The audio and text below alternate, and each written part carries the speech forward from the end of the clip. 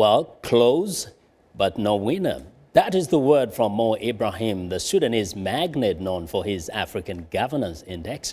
Ibrahim says the quality of African leadership is improving, yet at his annual event in London, his foundation announced that no one qualified for the Ibrahim Prize for Achievement in African Leadership for 2013. Salim Ahmed Salim, former Prime Minister of Tanzania and chair of the prize committee, said the three previous winners set a high standard, which was a positive development for the continent. We have established certain benchmarks which are important to fulfill. But by and large, I think we are satisfied. We as a prize committee were satisfied that taking into account that the committee has now, it's been about 7 years, we've got 3 who have won the prize, and the others have not won the prize. And we hope that those who are aspiring or who are in actual service and are interested in getting a prize will live up to the performance of our 3 laureates. Now, for more perspective on the Mo Ibrahim Index and the Mo Ibrahim Prize, I'm joined by Eric Chinje, a visiting scholar at George Mason University and former Director of Strategic Communications at Mo Ibrahim Foundation in London. Welcome back, Eric. Thank you, Vincent. Glad to be back. Glad to be back, and I'm happy to see you. Now, 3 years in a row, nobody has been seen worthy of this prize. Does Mo Ibrahim really want to part with his $5 million a year? Oh, it has nothing to do with the money. Yeah. It has everything to do with the quality of leadership. And I think what we're seeing is a continent that's transitioning away from the old style leadership, if you like, and moving into a new political dispensation. Yeah. And the fact that we're not finding these leaders is not a question of a matter of the money, but more a factor of this change. We're not at that point yet where these democratically governed states are beginning to, turn out these leaders in good numbers. But if you look at, for example, the criteria, democratically elected former African head of state who has left office at least in the last 3 years, somebody who has helped to bring down poverty in his country. If you look across the continent, surely there's nobody, not even one person who has deserved this for the last 3 years. Well, who has left office is a very important element in the consideration of who wins. So you look at the pool; it's a very small pool. Mm-hmm.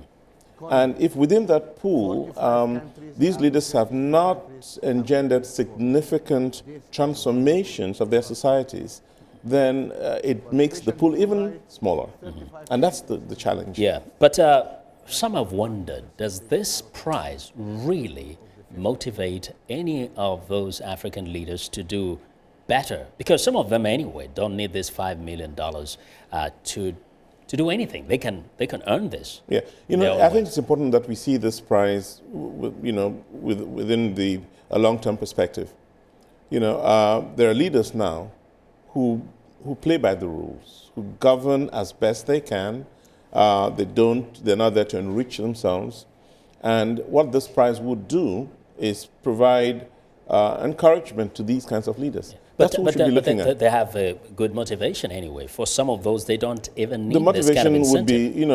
Would be, those who do not see this as an incentive are those who can grab from the state treasury as quickly and as often as they want. And actually so we're hoping that we would increasingly see a quality of African leadership that does not steep their hands into the treasury. Now, some have said, why doesn't Mo Ibrahim use this money instead to engage in some very practical projects on the ground to help the common people instead of worrying about leaders who may not really care about this money? Mo has always said he doesn't have a monopoly on philanthropy, and he hopes, and he keeps saying this, that others would fill those gaps where there's need.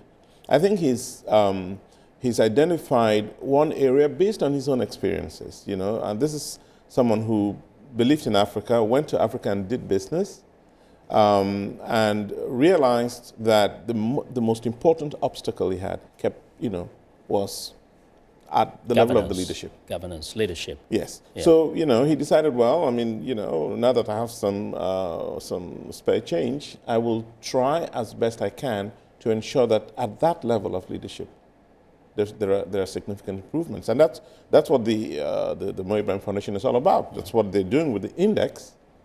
You know, it's an important aspect of this. You know, you have to look at what the index is trying to achieve, which gives, you know, I came from the World Bank when I went to the Mo Ibrahim Foundation. And I did because I saw this index as the recipe for good governance. And it says, designed anyway, in a way that no other document has. Yeah, generally they say that there's improvement anyway over the years. Absolutely. Well, Eric, thank you very much for joining us Thank here you, today. Eric Chinje is a visiting scholar at George Mason University and a former director of strategic communications at the Mo Ibrahim Foundation. Now, we want to know what you think about Africa 54. Join the conversation on Facebook. The address is Africa 54. And check out our headlines 24/7 on voaafrica.com.